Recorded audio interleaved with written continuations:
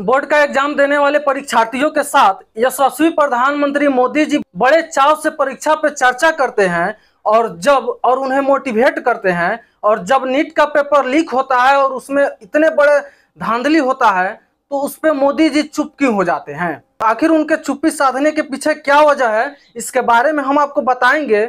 लेकिन मोदी जी इस पे एक ट्वीट तक क्यों नहीं किए या फिर इस पे चर्चा क्यों नहीं किए, आगे इस बारे में हम आपको विस्तार से बताएंगे। लेकिन उससे पहले कुछ और सवाल है जो एनटीए पर यानी नेशनल टेस्ट एजेंसी जो नीट का एग्जाम कंडक्ट करवाती है उस पर सवाल खड़े हो रही है।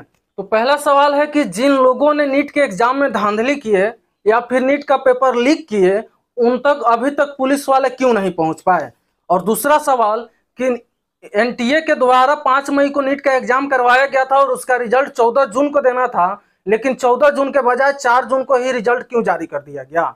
और इसके पीछे जब आप कहानी पूरी जानेंगे तो आप चौंक जाएंगे, क्योंकि एनटीए ने इतनी बड़ी धांधली इस रिजल्ट में किया है जिसका आलोचना जो है पूरा देश कर रहा है। तो चलिए नीट की परीक्षा को लेकर के पूरी हम जानकारी आपको बताते हैं। तो शुरू से इसमें शुरू करते हैं।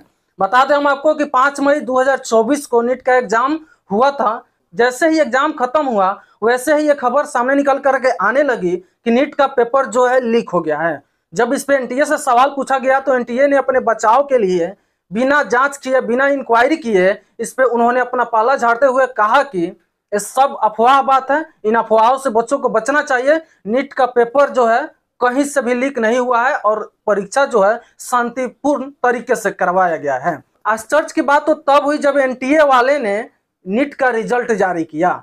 जब रिजल्ट जारी हुआ तो एक ही सेंटर के कई सारे ऐसे बच्चे थे जिनको 720 में से 720 नंबर आए थे।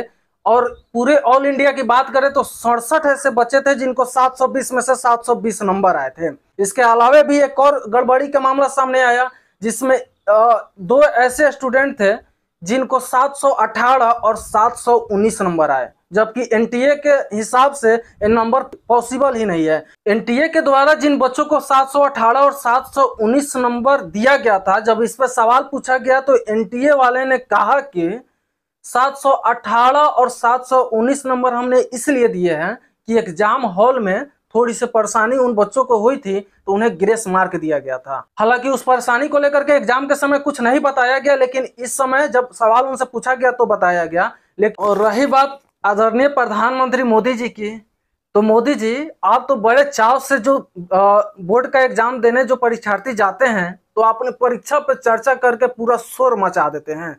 पूरा नेशनल टीवी चैनल से लेकर के सोशल मीडिया पर आप ही की चर्चा होती है कि मोदी जी बच्चों को मोटिवेट कर रहे हैं।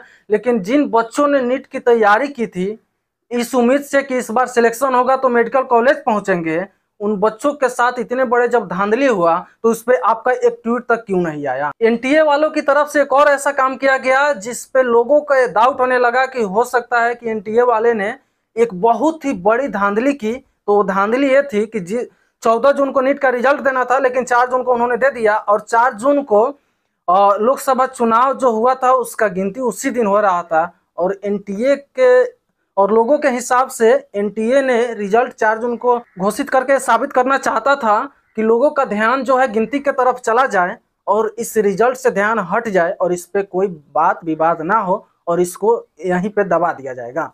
लेकिन ऐसा कुछ हुआ नहीं। अभी जांच चल रही है, लेकिन अभी तक पुलिस वाले उस मास्टरमाइंड के पास नहीं पहुंचे हैं जो जिन्होंने नीट का पेपर लीक किए हैं। बाकी ये पूरी वीडियो देखने के बाद आपका क्या विचार है और मोदी जी की परीक्षा पे चर्चा और पेपर लीक पे चर्चा नहीं करने के लिए आप क्या सोचते हैं कमेंट बॉक्स में जरूर बताइएगा। जय हिंद।